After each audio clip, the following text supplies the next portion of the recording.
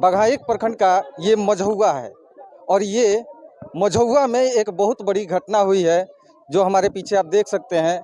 बहुत लोग इकट्ठा हुए हैं।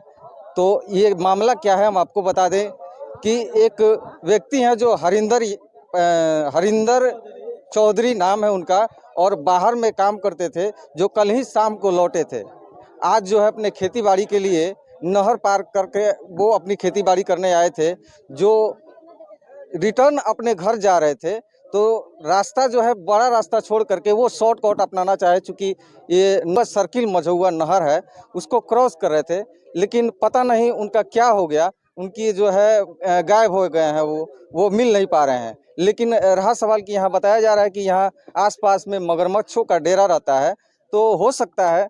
हालांकि यहाँ पे बहुत लोग मौजूद भी हैं, हम उन लोगों से भी जानने का प्रयास करेंगे कि उन लोगों का क्या कहना है। घटना स्थल पर अभी मौजूद हैं, हमारे साथ हैं प्रत्यक्षदर्शी भी हैं, उनसे हम भी जानने का प्रयास करेंगे कि यहाँ पे घटना हुई क्या है, क्या घटना हुई है यहाँ पे। सर हम लोग आए तो इधर देखे कि पूरा भीड़ भाड़ हल्ला हो रहा है।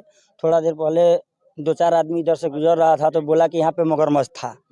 उन लोगों ने देखा, उसके जस्ट 5 मिनट बाद में एक आदमी इधर से पार किया, इधर से नदी पार कर रहा था। उसकी पत्नी यहाँ से देख रही थी। क्या नाम है उनका? हरिंदर सहनी है ना, हरिंदर सहनी उसका नाम है। और उसकी पत्नी इस साइड से देख रही थी, बोल रही थी मत जाइए मत जाइए, लेकिन वो नहीं माने और चले गए।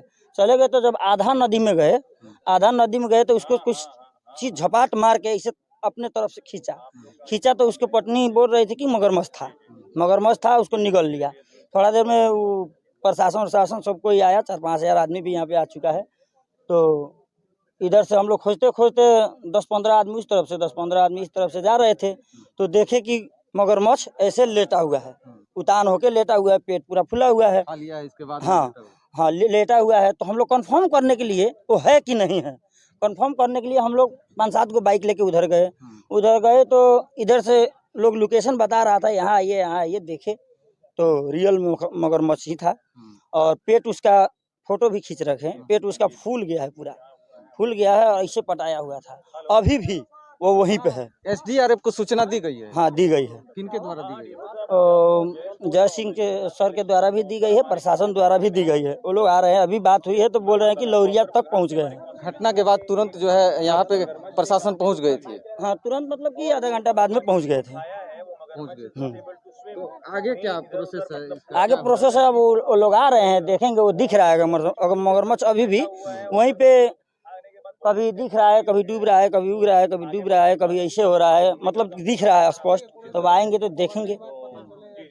ऐसे भी यहाँ पे जहाँ घटना हुई है यहाँ पे जयस मंगलम सिंह भी यहाँ पे उपस्थित हैं, उनसे भी हम बात करेंगे कि उनको कैसे सूचना मिली और आए हैं तो उनको क्या लगा, क्या देख रहे हैं, उनके बारे में भी हम संपर्क करेंगे। हमारे पास मौजूद हैं जयस मंगलम सिंह जी, जो कांग्रेस के प्रत्याशी हैं। वो मौके वारदात पर पहुंच चुके हैं और अभी तक इन्होंने क्या देखा है उसके बारे में थोड़ा सा बताया जाए। देखा है वो, देखिए मगरमच्छ वहाँ निकल रहा है, इतने लोग सामने खड़े हैं।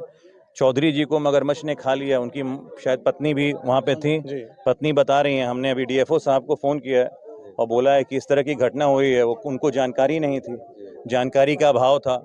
थाना प्रभारी साहब यहाँ 1 घंटे से खड़े थे, ज्योतिपुंज जी 1-1.5 घंटे खड़े थे। वो बेचारे अपने तरफ से एसडीआरएफ टीम को बोले हैं, ना अभी तक एसडीआरएफ टीम आया है, ना कोई कार्रवाई है, ना तो कुछ। भैया बेतिया से ना ये आता है, अगर नजदीक में अगर हो जाता है ये सुविधा अगर मुहैया हो जाती तो इतने परेशानी लोगों को नहीं हो पाती। नहीं, पहले तो बीच में मुझे मालूम था कि रैन बसेरा में एसडीआरएफ की टीम रहती है, लेकिन हर बार की तरह सुस्त सरकार और सुस्त प्रशासन, जो भी आप कहिए।